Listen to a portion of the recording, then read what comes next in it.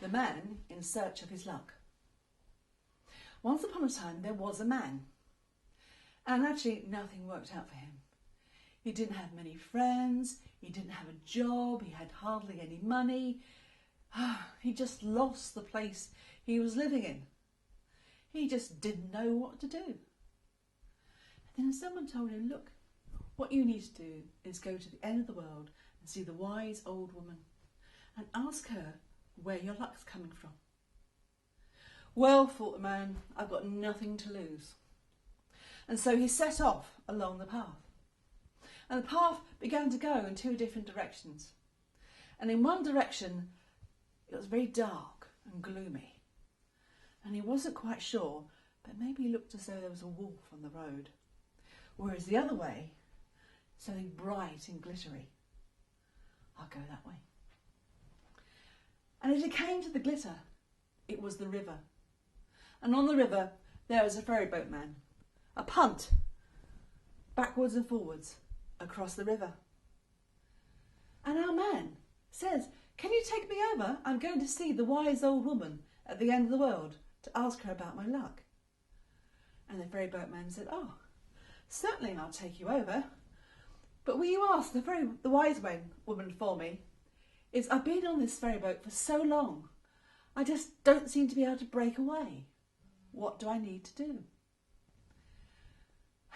And our man says, yes, of course, I will do that. And he makes his way, and he walks and he walks and he walks.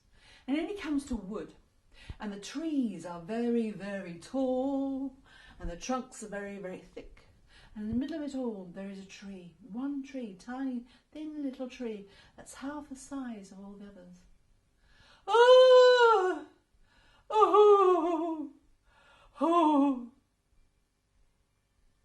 And our man says, little tree, what's the matter? And the tree says, oh, I'm in pain. I'm in such pain. All my brothers and sisters are so much bigger than me. But me, I'm always in pain. Well, says our man, I'm going to the end of the world to see the wise old woman. Ask her about my luck. Maybe I should ask you about your pain. Oh, yes, please. Please do that. And our man went on his way. And he walked and he walked and he walked. And then he came to the top of a hill, and then he looked down, and down below him it was lush green, and there were fields with crops of hay and wheat and barley. There were fields of horses and pigs and cows and sheep. And in the middle of it all there was a house, a little house with roses all round the door and smoke coming. And as he came to the door, he could hear,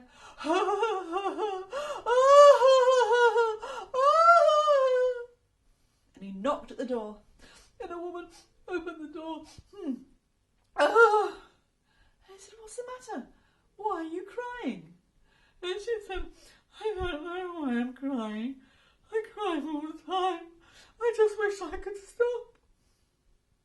And our man says, well, look, I'm going to the end of the world to see a wise old woman about my luck. Why don't I ask her why you keep crying? Oh, would you mind doing that for me? Oh, that would be very nice. Would you kind to come in? I could cook you dinner. And so a man goes in. And when he leaves next morning, he starts to hear a little song coming from the house. And he walks, and he walks, and he walks. And finally he comes to the house of the wise old woman. And she looks up as he comes along and he says, ah, I've been waiting for you. And she says, is there something you want to ask me? And the young man sat down next to her and he said, yes. He said, there was this young woman I met. Ah, says the wise old woman, yes, this is what you need to tell her. Whisper, whisper, whisper. Oh, okay. And then he said there was this tree. Oh, yes, I know all about that tree. This is what you need to tell the tree. Whisper, whisper, whisper. Oh, okay. And the fairy boatman? Ah, yes, yes, I know him too. This is what you need to tell him. Whisper, whisper, whisper. Oh, Okay, says the young man, and he stands up to go. And she says, excuse me, I think there's something else you need to ask me. Oh, yes, of course. See, this is what happens to me all the time. Listen, I'm always out of luck. Nothing ever seems to work for me. I almost forgot to ask you. That's how bad my luck is. But the wise old woman says, you are very lucky, because your luck is going to come to you. All you've got to be able to do is to be ready to grab it with both hands. You got that? Yeah, both hands. So a young man makes his way back, and he walks and he walks and he walks. And he comes back to the other side of that hill, and he looks down, and there's the lush green, and there's the fields of hay and barley and wheat, and horses and cows and sheep and pigs. And there's the cottage, roses all around, smoke coming out. And as he comes down to it, he hears, and he knocks on the door, and she opens the door, and he says, hello, hello, I'm so pleased to see you, come in, come in. And she says, how did you get on? And he says, well, I did ask the wise old woman about you, and she said that the reason why you're so upset and why you cry all the time is because you're lonely. And what you need to do is to find the first person who you meet, who you like, and ask them to stay with you. Oh, says the woman. Well, actually, I'd rather like you. Would you like to stay here with me?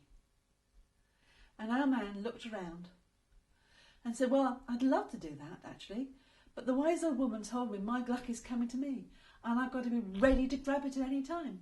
And if I stay here, that's not going to happen. What? Ah! And our man got up and walked out.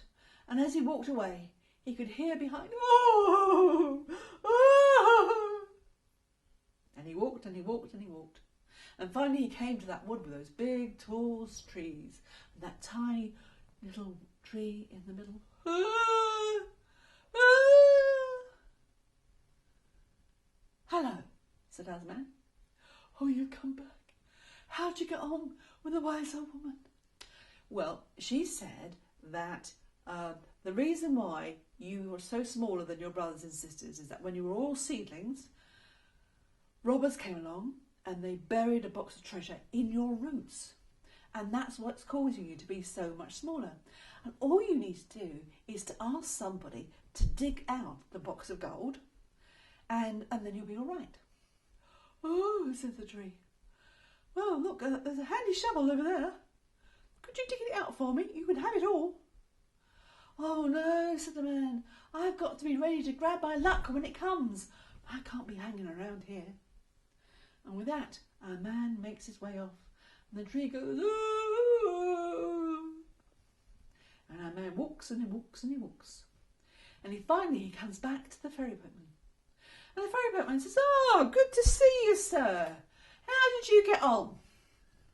Well, our man tells him all about the woman and tells him all about the box of gold. And so the ferry boatman said, oh, that's very interesting. And what did she say about me? Oh, yes, she says that you are under enchantment, and what you should do is wait till a fool comes along and then just hand him your pole, and then you can jump off the boat and be away free. Oh, really? And to be fair, the ferry boat man did say, and you left that woman. Yeah. And you didn't dig up that box of gold. Yeah, that's right. Ah, could you just hold this for me? And all of a sudden, our man could see his luck coming towards him, and he grabbed it with both hands. And that ferry boatman jumped off of that boat, and he ran and he ran and he ran. And I can't tell you whether or not he went back and found that box of gold. I can't tell you whether he went back and found that woman. But I can tell you that you're probably thinking that our man was a fool for having left the woman. A fool for having left the gold and a fool for taking that pole.